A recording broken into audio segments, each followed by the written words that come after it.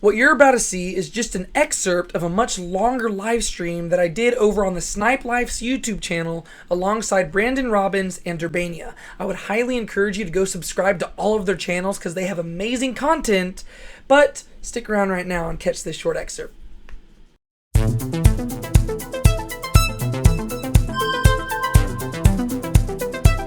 Our first thing that we're going to talk about is just a general overview of this season, season 2. What did you guys think about it? And yeah, just give me your thoughts. Brandon, you want to start us out? Yeah, I mean, it's hard to really evaluate the seasons and compare them to one another, season 1 versus season 2. I think season 1 just had all of that amazing, like, this is brand new and everything is just, hitting you for the first time.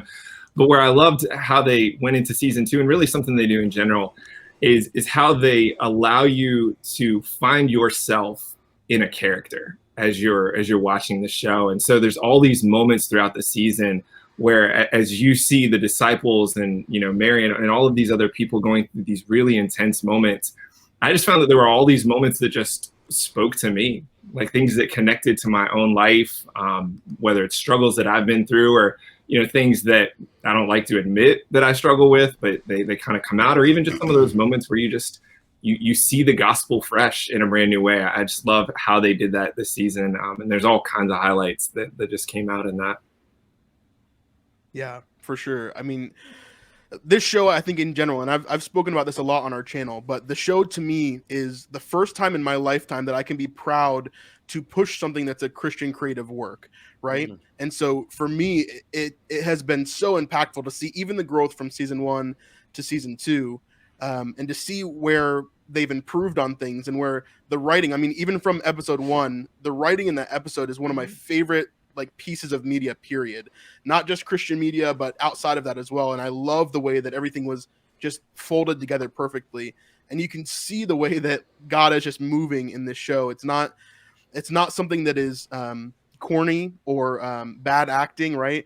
I keep on going back and watching other Christian shows and stuff, and I'm like, maybe I'm just being maybe I'm just being cynical about it, but then I'm like, nope, I was 100% right. Chosen is just that good. So I'm very, very thankful for that, for sure. What about you, Chris? So for me, what I love about season 2 is I just feel like it's ramping up. Like, you could feel this constant tension. It's building to something, and each episode builds on the last. Like, it continues. You feel that intensity. You feel it begin to ramp up. And I really like that. Like Brandon said about season 1, it's so true. Everything's new and it's just hitting you strong with these emotions. And so season 2, I feel like in a way topped it because now it's kind of like we're in the sequel now, right? But it ramps things up. Each episode, I felt the tension rise. I could feel it building to something. And once you realize we're heading to the Sermon on the Mount, it's like, that is the most epic build to a sermon you can ever do. And it's the characters too. It's the writing. So as you're telling the story and as you're ramping it up, you do find yourself in the characters. In season 1, I saw myself as Peter when he couldn't catch a single fish. I so related to that and struggles I had in my YouTube journey. And season 2, I was with Nathaniel. I just totally related to him and what he's going through. I could relate to Mary and just what she went through and having to come back to Jesus. Like, there's so many of these characters and their stories. So on top of it ramping up, it sucks you into what the characters are going through. Yeah, absolutely. What about you, David? Yeah, so I feel like I kind of am beating a dead horse at this, but the ramping up of all this, it's really cool because in season 1, you introduce the characters, you introduce some of the main plot, and to me, I think the thing that sticks out the most about season 2 is how they so beautifully interweave the scripture. Because to me, once you establish these plots, you're kind of setting yourself down this path to where I just can't even imagine the pressure that the writers have to face in trying to, in a satisfying and easy way, drive these plots in a way that meets with the scripture. You know what I mean? Because a lot of the stuff in the Gospels is very episodic, to where there's not necessarily always a direct tie between the scenes, but they write it so well and so smoothly that all the plots that they've established in season 1 directly flow into the different scriptural elements we have in season 2. And I just think that's so cool. It testifies to how brilliant the writers are, how much God's working behind the scenes in all of this. And it's just an amazing season. I had a tough time deciding between season 1 and season 2 being my favorite, but man, season 2 is just absolutely phenomenal. And it's crazy how they just picked that up. Yeah, for sure. Daryl, I'm interested to hear kind of your thoughts of how you think the show has improved from season 1 to season 2 and things that have changed from your side. Well, I'm pretty biased, just going to be the executive producer here. No, here's the thing. And it goes back to season 1. When I first got my hands on the scripts, I could just imagine what was going on. And I'm like, man, only if we could make this happen, just half of what I envision here. And when we saw season 1, I'm like, holy cow, we were way above, with the direction that Dallas had, and then also Akis and the team. And it was just beautiful. And then the actors just came into it in a very, very powerful way. And I think a lot of them really came into the right type of character that really set up what season 2 really is. And I remember getting the scripts. So how it goes is the co-writers with Dallas, they all get it together and they kind of send it to the producers so we can kind of see how much it's going to cost us. And hey, is this really feasible?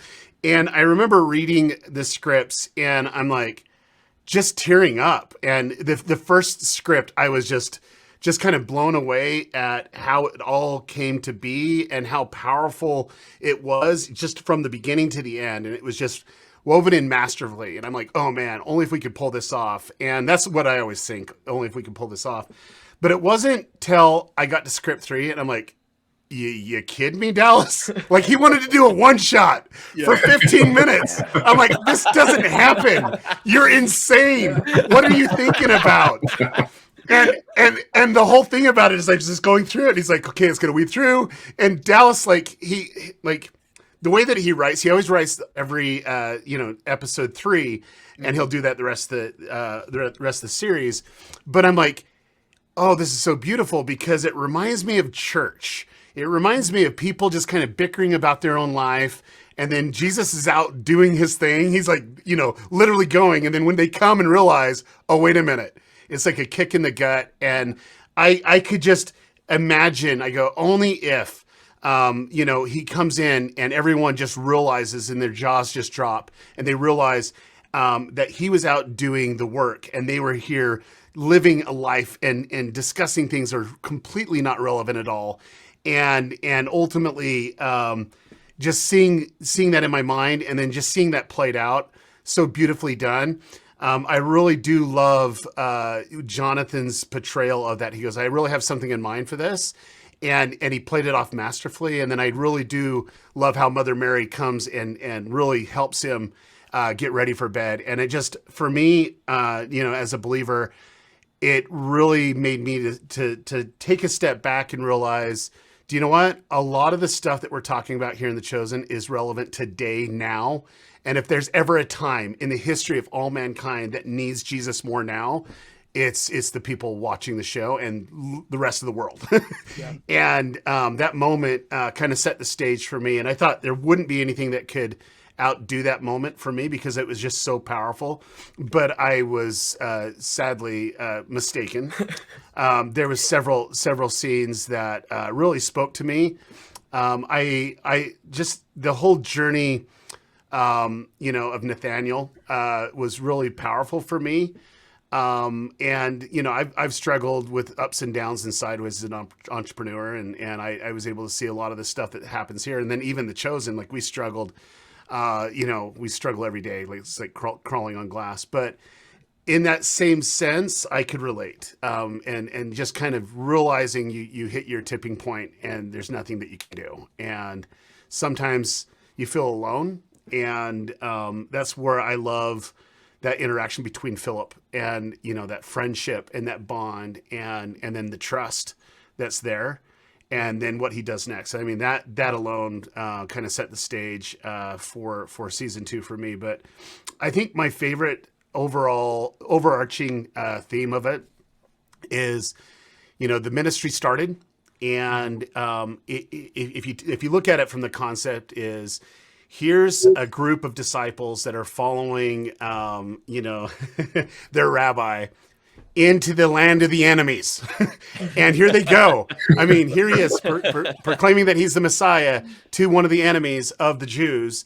And then they start the ministry there, and how relevant it is now, because you look at all the racism, the bigotry, the hatred, the polarization, the whole government oppression, and all that was happening first century is happening now. And I think there's a lot to digest from season 2 that actually speaks into our time today. So your brother offered a sacrifice, and God liked it better than yours. And the Lord is always telling you sin is crouching at your door. Now I know you want to take a big old rock and bop your brother on the side of the head, but just take a breath and hear me out, 'cause I got something you can do instead. You gotta watch and pray lest you fall into temptation.